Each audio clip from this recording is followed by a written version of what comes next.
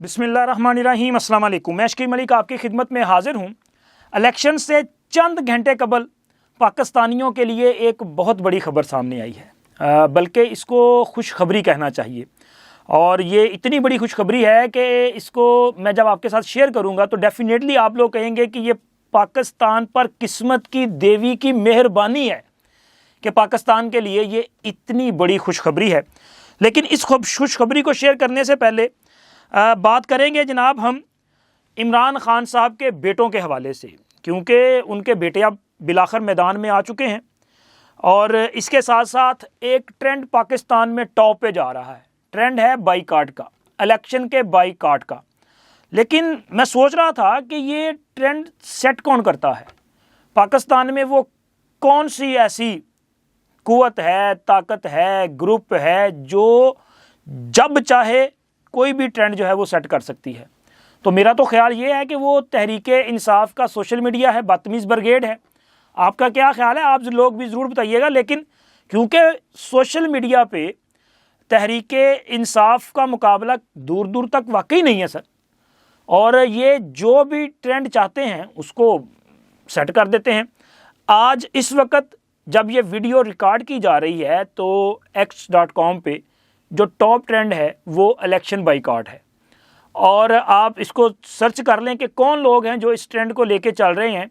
बल्कि मैंने तो एक कुछ दिन कबल एक वीडियो शेयर आपके साथ की थी जिसमें कुछ हकाइक आपके सामने रखे थे, और मैंने ये आपके साथ चीज़ शेयर की थी कि मुमकिन तौर पे इलेक्शन से चंद घंटे कबल इमरान खान या तहरीके इंसाफ इंतखाबात से राह फरार इख्तियार कर सकती है और ये इलेक्शन के बाईकाट का ऐलान कर सकती है।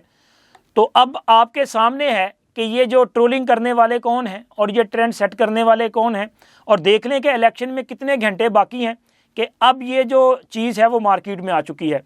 जवाब क्या दिया जा रहा है?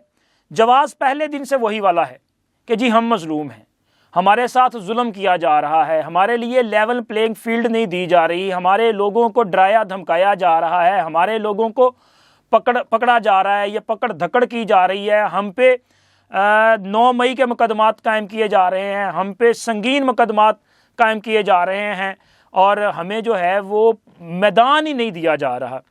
तो अब अगर मैं ज़रा डिटेल शेयर करूँगा तो शायद लंबी हो जाए वीडियो, लेकिन ज़रा थोड़े से शेयर कर देते हैं कि ज़्यादा पीछे नहीं जाते कि ये जो लेवल प्लेइंग फील्ड है ये क्या तहरीक इंसाफ को नहीं मिला? वो 2,500 के करीब लोगों ने कागजात नामजदगी कैसे जमा करवा दिए अगर इनके लोगों से कागजात नामजदगी छीने जा रहे थे या इनकी पकड़ धकड़ की जा रही थी। और उसके बाद इनका जो दूसरा बड़ा इल्ज़ाम है या ब्लेम है वो ये है कि जी देखें, हमारा जो इंतखाबी निशान था वो हमसे छीन लिया गया, और इंतखाबी निशान को छीनने का मतलब है कि तहरीक इंसाफ के बुत में से जान निकाल दी गई। तो यहाँ भी आप अंदाज़ा लगाएं कि फिर कौन है जिसने ये सारी साजिश की? क्या इलेक्शन कमीशन ने साजिश की, या अदलिया ने साजिश की, या किसी और ने साजिश की, या इमरान खान ने साजिश की, या इमरान खान के मुशीरान ने साजिश की, या इमरान खान को जो तोहफे दिए गए वकला की शक्ल में उन्होंने साजिश की? तो सर ये साजिश का आगाज़ हुआ इमरान खान से, और इस साजिश को मंतकी अंजाम तक पहुँचाया इमरान खान के सियासी वकला ने। क्योंकि इमरान खान ने अपने दौरे हुकूमत में, जब उनकी हुकूमत थी तब उन्होंने इंट्रा पार्टी इंतखाबात नहीं करवाए थे, बल्कि 2017 में भी इंट्रा पार्टी इंतखाबात ना करवाने पे यही इंतखाबी निशान इनसे वापस ले लिया गया था। बाद में इन्होंने इलेक्शन करवाए और इंतखाबी निशान वापस मिल गया। लेकिन अभी जब आपने इंट्रा पार्टी इंतखाबात नहीं करवाए, और फिर अगर करवाए भी तो वो फ्रॉड इलेक्शन थे, आपने अपने ही पार्टी आइन को वायलेट किया। और जब आप फ्रॉड इलेक्शन करवाएंगे और जनरल इलेक्शन सर पे होंगे, और फिर आप सिर्फ ये जो है वो प्ली लेके जाएं कि जी चूंकि इस वक्त इलेक्शन होने जा रहे हैं तो लिहाजा किसी भी पॉलिटिकल पार्टी से उसका सिंबल वापस लिया जाना जो है ये ज़्यादती होगी, तो जनाब मेहरबानी करें आप हमें ये सिंबल जो है वो दे दें। बिल्कुल वही डिमांड थी जिस तरह की पहले करते थे ना, कि जी हम लाडले हैं तो लिहाजा हमें जो है वो हर किस्म की रायत दे दें। और इस बार भी यही कह रहे थे। बुनियादी तौर पे जो इनका केस था ना, जो मौक़िफ़ था वो ये था कि जिस तरह पहले आप दरगुजर करते रहे हैं और आप हमारे लिए जो है वो सहूलियात फ्राहम करते रहे हैं तो लिहाजा एक बार और कर दें, ज़रा दरगुजर कर दें, क्योंकि हमने तो इंट्रा पार्टी इंतखाबात नहीं करवाने। तो खैर इस बार दरगुजर नहीं हुआ, तो लिहाजा कानून ने अपना रास्ता अपनाया और इनसे इंतखाबी निशान वापस हुआ। चूंकि इनकी अपनी गलतियां थी इस वजह से हुआ। फिर उसके बाद अगर किसी की गिरफ्तारी हो रही है, पकड़ धकड़ हो रही है, तो सर उनके खिलाफ केसेस हैं। आपको किसी ने जाके मशवरा दिया था कि भाई ये इमरान खान जो तोशा चोरी में पकड़ा गया है, इसके खिलाफ फैसला आया है, इसे पुलिस ने गिरफ्तार किया है, तो लिहाजा आप चढ़ दौड़े जाके फौज पर, आप कैंट और छोनी में जाके जो है वहाँ छोनी डाल दें, आप जिनाह हाउस और कोर कमांडर हाउस, आप ये GHQ, आप एयरबेस, आप आर्मी इंस्टॉलेशंस पूरे मुल्क में कोई 200 से ज़्यादा शहरों में आप ये इन पे अटैक्स कर दें। किसने कहा था आपसे? आपने खुद किया। तो अब जब आपने ये सारा काम किया तो फिर भाई कानून ने रास्ता तो अपनाना था, तो लिहाजा पकड़ धकड़ तो होनी थी, गिरफ्तारियां तो होनी थी। आज भी वो लोग जिनमें मुराद सईद है, जिनमें हमाद अजहर है, जिनमें अली अमीन गंडापुर है, और ये बाकी एक लंबी लाइन है, ये आज भी मफरूर और इश्तिहारी हैं। इश्तिहारियों की पार्टी है ये, इश्तिहारियों के ये क्या आप कहते हैं कि जी अपना उनके ये अपना पुष्ट पनाही करने वाले हैं। तो ये सारा कुछ तो इन्होंने खुद किया। अब जब इनके खिलाफ कार्रवाई हो रही है तो चीखें मार रहे हैं। भाई आप एक सियासी अंदाज में एक पॉलिटिकल पार्टी की तरह जो है वो स्ट्रगल करें। किसी ने कभी एतराज़ किया? नहीं। आज भी जो लोग ये कहते हैं ना कि तहरीके इंसाफ को जो है वो कॉर्नर किया जा रहा है, सर तहरीके इंसाफ के साथ जो है ये एक तरह से जानबदारी का मुजाहरा किया जा रहा है, उसको जानबूझ के जो है वो पूरे गेम से आउट किया जा रहा है। सर मैं उनसे सिर्फ एक सवाल करना चाहता हूँ कि इमरान खान की हुकूमत का जब ख़ात्मा हुआ 2022 में, तो क्या 2000 आई थिंक के अप्रैल 2022 था, 2022 से 2023 9 मई 2023 तक क्या तहरीके इंसाफ के खिलाफ कोई किसी किस्म की कार्रवाई हुई जो उसके बाद 9 मई के बाद हुई? सर किसी ने नहीं रोका, बल्कि इनको समझाया जाता था इमरान खान को, ओ भाई सियासी विजन लेके चलें, सियासी सोच लेके चलें, आप मुल्क में ये जो सियासी इंतहा पसंदी को अरूज दे रहे हैं इसको छोड़ दें, आप सिस्टम को डीरेल ना करें। चौधरी परवेज़ लई तरले मिन्नतां करदा रहा, वो महमूद खान समझाता रहा, परवेज़ खटक बताता रहा, सारे कहते रहे कि खान साहब मरकज़ी हुकूमत तो नहीं बच पाई, क्योंकि तहरीके अदम एतमाद की सूरत में एक आइनी तरीके से हुकूमत का ख़ात्मा हो गया है, तो लिहाजा पंजाब और खैबर पख्तूनख्वा की हुकूमतें मौजूद हैं, इनको अपनी टर्म पूरी करने दें। लेकिन खान ने कहा नहीं, अगर मेरी हुकूमत नहीं रही, अगर मैं वज़ीर आज़म नहीं रहा, तो फिर जनाब मुल्क में हम निज़ाम अमूर ममलिकत को रोक देंगे, किसी को नहीं चलने देंगे। और उन्होंने जनाब 2 अपनी हुकूमतें ज़िबा कर दी। किसने कहा था ये करें? आपने खुद किया ये सारा कुछ। तो ये सारी आप अंदाज़ा लगाएं कि उन हुकूमतों के ख़ात्मे के बाद भी इनके खिलाफ कोई कार्रवाई नहीं ऐसी की, कोई मुकदमे नहीं थे, कोई पकड़ धकड़ नहीं थी। लेकिन 9 मई की साजिश जिन्होंने की उनको कैसे माफ़ कर दिया जाए, ये एक बड़ा सवाल है। मैं अपनी ओपिनियन कई बार दे चुका हूँ, आज फिर वही अपनी ओपिनियन दे रहा हूँ कि सर 9 मई वाले जो हैं वो सियासी नहीं इंतशारी लोग हैं। तो इंतशारियों के साथ जो है वो फिर अपना सियासी अंदाज में बात नहीं होती, बल्कि ताकत के साथ निपटा जाता है, तो इनके साथ जो है वो निपटा जाना चाहिए। और अब इमरान खान की मोहब्बत में जिन लोगों ने 9 मई की साजिश का वो हिस्सा बने, अब देखें ना, उनमें से बहुत सारे लोग जेलों में हैं और गरीब घरों के बच्चे भी हैं, आम लोग भी हैं, और उनके ख़ानदानों का क्या हशर हो रहा है वो उनसे बेहतर कोई नहीं जान सकता। लेकिन इमरान खान के बेटे जो बाप से मिलने के लिए 7 माह में एक बार भी पाकिस्तान नहीं आए, इमरान खान जेल में है, एक बार भी उसके बेटे हैं पाकिस्तान में उससे मिलने के लिए नहीं आए। यही तहरीक इंसाफ थी ना। यही इमरान खान था, यही बदतमीज़ ब्रिगेड थी जो सियासी मुखालफिन को इस वजह से तनकीद का निशाना बनाती थी कि जी बाप और बेटी जेल में है और भाई मिलने नहीं आ रहे। अच्छा, वो भी नहीं आए, उन्होंने भी जो है वो कोई अच्छा काम नहीं किया था, तो इमरान खान के बेटों ने क्या किया, इस पर तो ज़रा जवाब दें आप।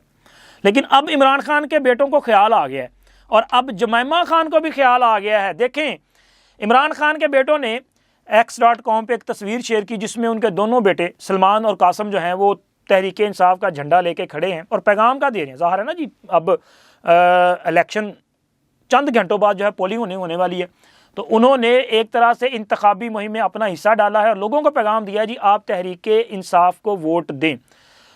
लेकिन तहरीक इंसाफ तो इलेक्शन में है ही नहीं, तो वोट किसको दें?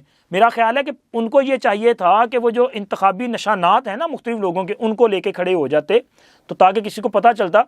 क्योंकि तहरीक इंसाफ ना तो बतौर पॉलिटिकल पार्टी इन इंतखाबात में शामिल है और ना ही इंतखाबात के बाद अगली पार्लिमानी पार्टीज़ में कोई तहरीक इंसाफ नाम की जमात मौजूद हो सकती है। क्योंकि जो कानून है उसके मुताबिक जिस पॉलिटिकल पार्टी को इलेक्शन में इंतखाबी निशान जारी किया गया होगा वही पॉलिटिकल पार्टी जो है वो पार्लिमान में अपनी पार्लिमानी पार्टी कायम कर सकती है। चूंकि तहरीक इंसाफ के पास तो इंतखाबी निशान ही नहीं है, तो लिहाजा 2024 के इंतखाबात के नताइज की सूरत में जो लोग जीतेंगे आज़ाद हसीयत में वो तहरीक इंसाफ का हिस्सा तो नहीं हो सकते। हाँ, किसी और जमात का हिस्सा हो जाएं ये अलग बात है, किसका वो हिस्सा बनते हैं ये उनकी अपनी मर्जी है।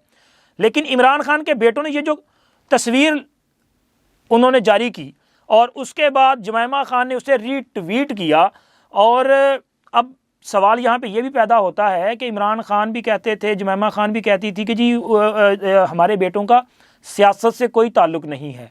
ठीक है, तो ये जो तस्वीर जारी की जा रही है क्या ये सियासी तस्वीर नहीं है? अब इसको आप कैसे जो है वो अपना इसको क्लैरिफाई करेंगे? और दूसरा मुझे याद आ रहा था कि देखें कि मकाफात अमल और कुदरत का निज़ाम चेक करें यार, कि कभी इमरान खान वज़ीर आज़म थे, उनकी हुकूमत थी, मियाँ नवाज शरीफ जेल में थे और फ़ैसले जो हैं वो इमरान खान की मर्ज़ी से किए जाते थे। यानी कि कोई भी मामला था वो इमरान खान की मर्ज़ी के बगैर आगे नहीं बढ़ सकता था। और आज इलेक्शन होने जा रहे हैं, इमरान खान जेल में हैं, उनकी अहलिया मोहतरमा जो है वो तोशा खाना के केस में और गैर शरई निकाह के केस में जेल में है, और इलेक्शन तकरीबन चंद घंटों के बाद पोलिंग का हो जाएगी। और अब तक की जो बज़ाहिर चीज़ें सामने आ रही हैं कि अगले वज़ीर आज़म जो है वो मियाँ नवाज शरीफ होंगे, तो फिर इसका मतलब ये है कि जो आखिरी गेंद होगी वो मियाँ नवाज शरीफ के हाथ होगी। आज ये बच्चे जो झंडा लहरा रहे हैं, मुमकिन है कि अगले चंद रोज़ के बाद ये कोई ऐसे मुतालबात कर रहे हो जिनमें डिमांड्स की जा रही हो कि इनके बाप को रिहा कर दिया जाए, कोई दरगुजर कर लिया जाए, उनके लिए कोई सहूलत फराम कर दी जाए। मुमकिन है जुमैमा खान भी इस हवाले से कोई अपना असर और सूख इस्तेमाल करने की कोशिश करें, लेकिन तब फैसला कौन करेगा? तब फैसला करेगा मियाँ नवाज शरीफ, और उन्होंने क्या फ़ैसला करना है ये तो आने वाला वक्त बताएगा। क्योंकि अभी चंद रोज़ कबल या चंद रोज़ कबल ही मियाँ नवाज शरीफ की आमद के बाद बुशरा बीबी ने भी रब्ता किया था, उन्होंने भी मियाँ नवाज शरीफ से रब्ता किया, और रब्ता उन्होंने ज़ाहिर इमरान खान के लिए किया ना, तो लेकिन उस रब्ते में भी उनको जो जवाब दिया गया था उसमें ये बड़ा वाज़ेह, बड़ा कैटेगोरिकली उनको बताया गया कि जी इमरान खान की अगर आप चाहती हैं कि उनको कोई रिलीफ मिल जाए या उनकी रिहाई या केसेस वगैरह में आप मदद चाहती हैं तो वो हम नहीं कर सकते, क्योंकि वो तो फिर कानून ने अपना रास्ता खुद बनाना है, वो जाने और अदालत जाने। हाँ, ये अच्छी बात है कि मियाँ नवाज शरीफ मरियम नवाज़ जो हैं वो बहुत वाज़ेह तौर पे कह चुके हैं कि वो आने वाले वक्त में इन इंतखाबात के बाद अगर उनकी हुकूमत कायम हो जाती है तो वो किसी सूरत भी ज़रा बराबर किसी से भी सियासी इंतकाम लेने की ख्वाहिश नहीं रखते। ये बहुत अच्छा जस्टर है, क्योंकि पाकिस्तान को ये जो इंतकामी कार्रवाइयों वाली सोच है इससे पाकिस्तान की बेहतरी नहीं होनी, बल्कि पाकिस्तान को तबाह किया गया था माजी में इसी सोच की वजह से। तो ये अच्छी बात है कि हुकूमत जो है उससे सियासी इंतकामी कार्रवाइयों की बजाय अवाम के हालत ज़ार को मद्देनज़र रखते हुए पॉलिसियाँ डिसाइड करनी चाहिए। हाँ, जिसने जो किया है उसका फ़ैसला अदालतों को आइन और कानून के मुताबिक जो है वो करना चाहिए। इसी से पाकिस्तान जो है वो तरक्की करेगा। और इसी तरह पाकिस्तान के लिए जो बड़ी खुशखबरी है वो देखें, अल्लाह ताला की तरफ से पाकिस्तान पर जो है मुझे लग रहा है कि एक बड़ी मेहरबानी जो है वो हुई है, क्योंकि पाकिस्तान में सोने के ज़खायर बरामद हुए हैं। ये बड़ी खुशखबरी है। पंजाब का इलाका है अटक, जहाँ पे सोने के ज़खायर जो हैं इनका ये दरियाफ्त हुए हैं। और इस हवाले से जो सूबाई वज़ीर हैं माइंस इब्राहिम हसन मुराद, इन्होंने इस बात की तस्दीक की है। निगरान ये सूबाई वज़ीर हैं।